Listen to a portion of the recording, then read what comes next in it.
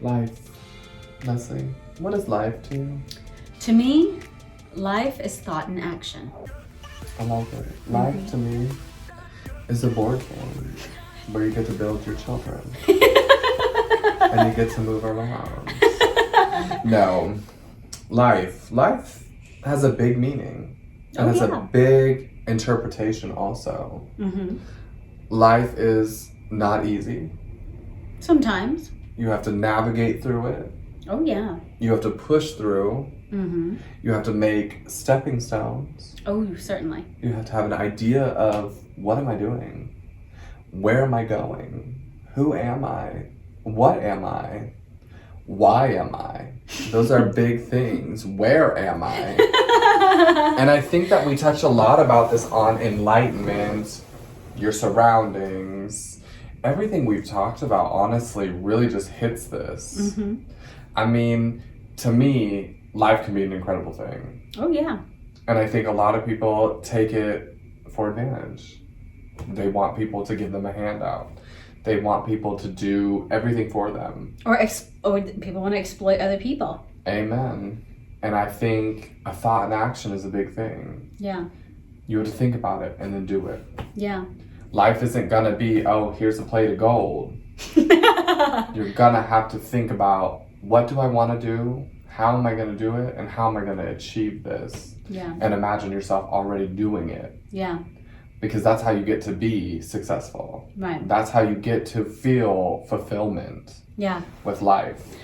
Well, Daniel, the biggest thing that my clients have asked me over the years is, how, Leslie? How? I'll say to them, I see in your future success. I see this, I see that. And they all want to go back to me and say how. And it feels like a slap in the face, because it's like, what do you mean how? Just focus on what? But I want to be more specific in terms of the mechanics of this. The how is not in the stepping stones per se. The how is how you engage your thought in a creative way, in your imagination, because that's where the work gets done first. And then what happens is, as we said, we talk about speaking to the universe in that episode.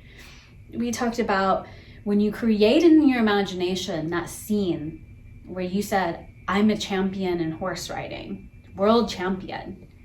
You created that in your mind, and you maintain that consistent image of yourself as a champion. I'm a champion.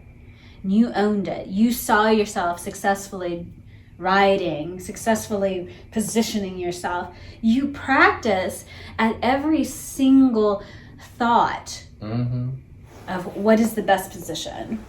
That is very true. Where do I keep my bum on the horse? Where do I put my legs? You practice perfecting every single thought. Absolutely. In that process of being a champion. So life is perfecting your thoughts. And life, through the universe, through other people, through relationships, shows you your concept of yourself. That's a lot to swallow. It's a huge chill pill, right? So here we are performing, and not even performing, having this conversation for all of you. Absolutely. And we're going, what is going to happen with this? Who's going to watch this? I already know. People who are dealing with self-worth, people who are confused in life, people who want more but don't know how. And I'm not saying to you, oh, just go get a job, and oh, just make some famous or rich friends. Oh, just have more money. Oh, here's my ClickFunnels technique. It really comes down to what you're thinking in your thoughts, your self-talk, your message to the universe, your signs that you're sending out.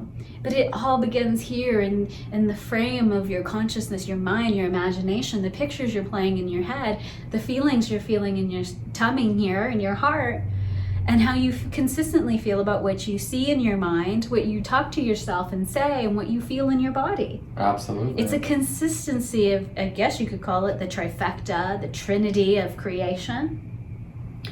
It really is that concept of, is it that simple that the imaginative forces that I have just seeing myself being the person who wins world championship. It's not just about standing on the podium and receiving it.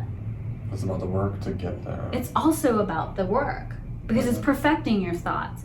If you think about sitting on the horse, you sit like this, you sit like this, you sit like this, sit like this. Absolutely not. No, you're thinking about what's the perfect posture. Sharpening those skills, making sure you're on point, making sure you're just all around there. Right. But mastering the posture on that horse did not come from, I'm just going to sit on the horse perfectly. It was a very clear and conscious, all right, vision, picture in your head, your butt glued to the chair, the saddle, your back straight, your arms a certain way. And they always tell you, imagine a broomstick down your back all the way to your back crack. They always say, imagine that being there and that you can't move your back and you have to stay up. So that was the big thing. They say, imagine digging your heels all the way into the earth to keep your heels down. And imagine your hand is in concrete and you can't pick your hand up. I mean, there's so many references to horse riding that meet this. Exactly. This is not just in horse riding. This could be, for example, in sports and Olympic athletes. They use the power of visualization and imagination a lot. Without even having to do the actual sport, they'll take athletes, have them lay down and practice their throw or their tennis swing or their running or their jumping in their minds before they even do it. And what science has shown is that the mere act of imagining that you're doing something creates the neuro connections and the muscle memory for you to do it. And so when I say to people, how? The first thing is you have to imagine that you are already there in your mind. You are that which you want to be. You are the person you want to be. You are doing what you want to be, and it's already done. The second thing is to show up for it, and you have to be there and to receive it. Because if you don't show up, what are you doing? You're showing that you don't want it. So, for example, my husband would say to me, what do you mean if I'm this big successful professional person or business owner, entrepreneur, then you just want me to think about it and go sit in the living room and be on Facebook all day? And I was like, no. If you are, say, CEO of a giant corporation or the creative director of a fashion brand or a rock star, do you honestly think if you are that person that's what you would be doing? No. What would you be doing? You would think about it, put it into action, and start the steps to get there. You would be the person who does it. Yeah. Right? Yeah. You would go out and start getting it done. What does the Bible say? The Bible says, be not hearers only, but doers. You can't hear the word, you have to do the word. The word is your thoughts. So you have to put your life in action, your thought in action. So if I'm a successful business person, when I decided to go into semi-retirement, meaning that I would only coach and do readings for the people I want to work with, not just people who are just throwing money at me. She read me like a book. I didn't want to do it for money. I wanted to do it for love. I wanted to do it for fun. I wanted to do it to help certain people who fit my idea of what would be a pleasurable work experience. I mean, you don't want to read from a crystal ball anymore? No, sorry, I don't have the 8-ball for you. When I started doing that and put myself into semi-retirement, I was just like, okay, well, I just started imagining, okay, I don't need the money anymore from coaching or reading people. I'm just going to imagine that money comes to me. This is what I actually say to myself. And I got this, I think Neville Goddard quoted a Nobel-winning prize winner when he said, I have a lavish, steady, dependable income consistent with integrity and mutual benefit. Oh, Lord. So I repeated that to myself for a couple of hours until I actually believed it. And then I just started getting money like in a nice way. I wasn't just getting money out of nowhere, but it was like people were just giving me money and they were happy and it was a nice exchange. I didn't feel like I was getting a handout. I felt like where I was getting my money from was integrity. And don't get me wrong, money comes to me all the time and all in different places. And this is my reality. Like the other day, I sold a sink that didn't fit in one of my rentals. And the guy handed us $100 more than what we sold it for. And Frank was like, oh my God, an extra $100. And both of us were like, we have to give it back. And the average person would have been like, keep that money. They'll never know. They'll never know. And I said to him, this money is not in integrity and mutual benefit. Oof. So he ran back and gave that man, he was like driving off, like ran after their SUV, and he was like, here's your money back. And the lady in the car like shrieked because she didn't know. A whole stack of humble pie, y'all. So the thing is like, I am not just going to get money for money. Like, so if you believe in law of attraction and you're like, oh, well, here's an extra $100. That wasn't in consistence with integrity and mutual benefit. So for me, if I'm going to get schooling me today too. If I'm going to get money, if I'm going to get opportunities, it has to be legit. It has to be legit. And I had to change my attitudes. Writing the money formula completely changed all my attitudes, my motivations for doing things. It changed my relationships. And it all started from inner dialogue. All my thoughts about myself. I was in a business with somebody and they were not acting in integrity and mutual benefit. And I had to have the cojones to say, this is not working for me. I work in integrity, I work in mutual benefit. And if my clients figure out that you're doing this and you put me in that position, my integrity's gone. Even by association, because you're preaching one thing and you're doing another. There's no way that that's going to work for me. It's very hard. And I let that go, even though we had a big contract opportunity that we had done a pitch for, a company that got $120-something million in funding. We could have easily had an easy fat payday, but there was something wrong and it was not a mutual benefit, and I turned it down. So I'm not saying, oh, imagine having a lot of money by all costs and all means. It was integrity and mutual benefit. And as soon as I dumped that relationship and I said, girl, what do you really want? And I said, you know what? And I really thought about this. I really thought about it. I really put it in my mind. I went there. I said, I want to take my family on vacations.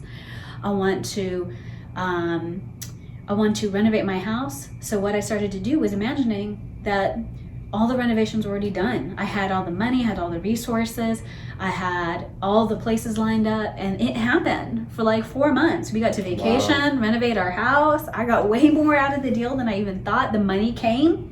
I didn't have the actual cash at that time. It came from an unexpected source, 6 figures. And I was just like, okay, this is how it works. And that's really how I just really stopped coaching, because I was like, I know now how to make money without having to work. Mm-hmm. Now, don't get me wrong. Don't be quitting your jobs. Mm-hmm. This is what I'm saying is like the work first starts in your mind. Are you already there, or do you already have it? Do you already believe that you are the person who is the type of person to do it, to be it, to have it? You have to believe to achieve. Right? And then the second thing is that when that opportunity comes, when that stepping stone is presented to you, when the bridge has been formed in front of you, like that Indiana Jones invisible bridge, do you have the courage to show up for it and walk across it? That's not the work. People think, oh, when the opportunity comes, I'm going to work. It's, oh, I've already done the work. I'm just going to show up for it. I don't work anymore. This is not a job. I don't work no more. I spend 24 to 35 hours a week studying for law school. That ain't work to me. That's me showing up to be a lawyer. Mm-hmm. Right? Mm-hmm. I'm not working to become a lawyer. In my mind, I already got that bar license. In my mind, I already got that degree. I'm just showing up every day and saying, here I am, here I am, here I am. And I'm taking all that knowledge and I'm scooping it right into my mind. That's amazing. So the thing is, don't work hard. Oh, you're going to put effort in. There are going to be days when you've put in a ton of physical effort. I remember when my house was being renovated, I had to work 12, 16 hours a day, clean stuff, sweep stuff, put out the trash, paint a little bit here and there, organize stuff, put things in Tupperware, get dead rats out of the garage because the contractors were leaving the garage door. I had to show up for it, but I do not call that work. This is incredible. I mean, I'm speechless today. This was a lesson for me too. How do you guys think you can tap into your life? How do you think you can change your life? I mean, how do you think you can just put thought into action in your life? Is there something you're trying to achieve that you haven't gotten done because you have a mental block? Is there something that you want to achieve, but you're like, what kind of thought do I put into it? Have you even ever thought about putting action into your life? Yeah. Do you know it starts with here? and then it manifests itself? Or how do you think this works? We want to know. Yeah, share your opinion, and we would love to hear from you.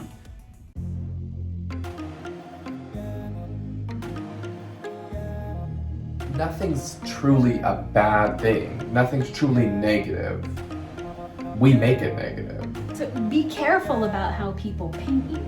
Absolutely. Be careful about rejecting and denouncing the identities that people want assigned to you. You have to be the person that you say you are. She said $100. I said, I will get this horse to where she needs to be. She said, all right. She said, if you get her to where she needs to be and she marks high, I'll pay you $100.